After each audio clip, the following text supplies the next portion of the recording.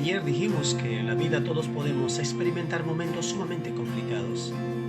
El punto no es preguntarnos a qué se deben esos momentos difíciles y complicados, sino cómo los enfrento en mi diario vivir. En el Evangelio de San Marcos leemos la experiencia de Jesús en el momento más duro y difícil que le tocó vivir aquí en la tierra, junto en uno de sus lugares favoritos. Y él utilizaba ese lugar para encontrarse con el Padre en el huerto de Getsemaní. Hoy vemos Marcos capítulo 14, versículo 33, y tomó consigo a Pedro, a Jacobo y a Juan, y comenzó a entristecerse y a angustiarse. Vayamos al huerto, vayamos al huerto. Dice el versículo que hemos leído, y tomó consigo a Pedro, a Jacobo y a Juan.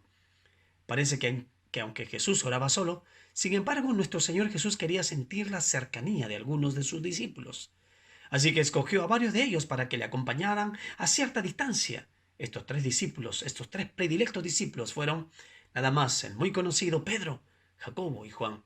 Ellos se convirtieron así en testigos de la terrible lucha que el Señor Jesús mantuvo en esa noche. Le hago una pregunta hoy en este día. ¿Con quién usted ora? Si usted es casado, ¿tiene tiempos de oración con su esposa? Si usted es casada, ¿tiene tiempos de oración con su esposo?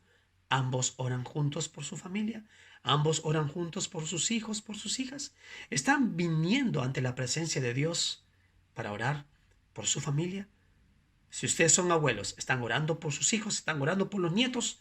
¿Usted es un joven solo? ¿Está orando por su padre o está orando por su propia vida para que ande conforme a la voluntad perfecta de Dios? Muchos se han preguntado por qué es que escogió a estos tres. Lo cierto es que esta es la tercera vez que lo hacía. Estos mismos discípulos habían sido los únicos testigos de la transfiguración del Señor.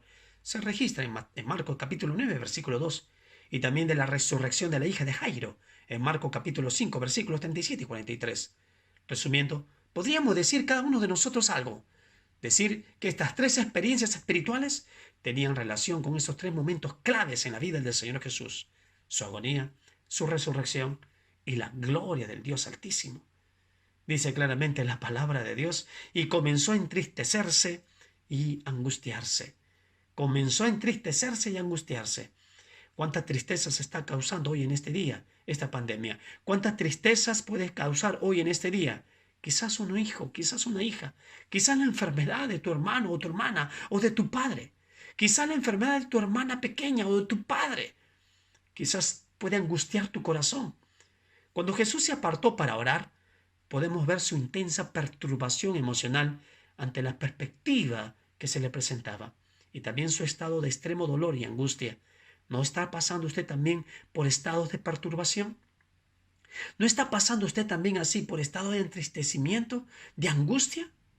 Pero veamos aquí qué es lo que entristecía al Señor Jesús, qué es lo que angustiaba al Señor Jesús. Podríamos preguntarnos, ¿qué era lo que producía este estado en Jesús? Algunos han pensado que esta angustia era la reacción natural de todos los seres humanos, que todos los seres humanos sienten ante la proximidad de la muerte. Ante la proximidad de la muerte uno empieza a entristecerse. Ante la proximidad de la muerte uno empieza a angustiarse. Pero en el caso de Jesús, necesariamente tenemos que pensar que había mucho más que eso.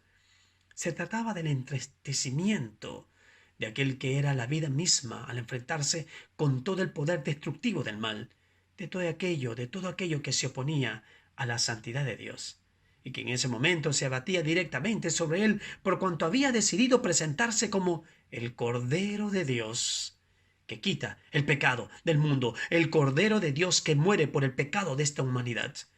Comenzó a entristecerse y a angustiarse. Jesús sabía cuál era la voluntad del Padre.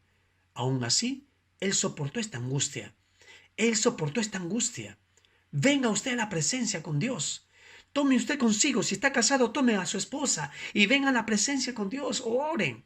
Muchas veces las peleas, las discusiones, muchas veces el demasiado trabajo, la fatiga, hace que no venga a la presencia con Dios, hace que nos alejemos de orar con nuestras esposas, o hace que nos alejemos de orar con nuestros hijos, con nuestras hijas, hace que nos alejemos de orar con nuestras familias, y las familias se están debilitando.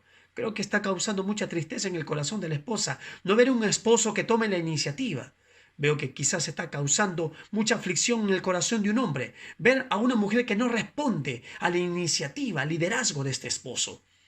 Pero quizás muchos hijos también están tristes de no ver a padres que se unen, de no ver a padres que están realmente en un mismo sentir, en un mismo pensar, de orar juntos para hacer la voluntad del Padre. Nuestro Señor Jesús comenzó a entristecerse y a angustiarse. ¿Sabe por qué? Fue porque Jesús debía hacer el sacrificio por los pecados. Y Él no era un animal de sacrificio desconocido, ni tampoco Él era una víctima de las circunstancias. Él voluntariamente puso su vida por usted, por mí. No fue tanto el horror de la tortura física la cual afectó tanto a Jesús, sino el horror espiritual de la cruz, de ser hecho pecado. Dice la Biblia en 2 Corintios capítulo 5, versículo 21. Eso fue lo que hizo Jesús. Eso fue lo que hizo que nuestro Señor Jesús se entristeciera y se angustiara. Claramente dice la Biblia en Hebreos capítulo 5, versículos 7 y 8. En ese fragmento de la Escritura describe la agonía de Jesús en el Getsemaní. Dice claramente la palabra, y Cristo, en los días de su carne, ofreció ruegos y súplicas con gran clamor y lágrimas al que le podía librar de la muerte, al que le podía librar de la muerte. Fue oído a causa de su temor reverente, y aunque era hijo, por lo que padeció aprendió la obediencia. En los días de su carne, ofreció ruegos y súplicas con gran clamor y lágrimas al que podía librarle, al que podía librarlo, al que podía librar de la muerte. Hoy en este día, venga usted delante de la presencia de Dios. Así es, quizás entristecido, quizás angustiado. Venga, quizás no tiene una compañera, no tiene un compañero, quizás no ve un papá o una mamá, quizás no ves un esposo o una esposa, pero ven delante de la presencia de Dios y empiece a reordenar su vida de oración. ¿Qué le parece si en este día elegimos ese mejor lugar? Venimos a Getsemaní y nos encontramos con el Padre, ese lugar favorito para expresar todas nuestras tristezas, todas nuestras angustias, todo nuestro dolor. Y así usted y yo también, lo más importante, poder encontrarnos con Él y conocer cuál es su infinita y perfecta voluntad para nuestras vidas. ¿Está usted en Getsemaní? ¿Permanece usted en Getsemaní? Hoy es el día. Venga a Getsemaní.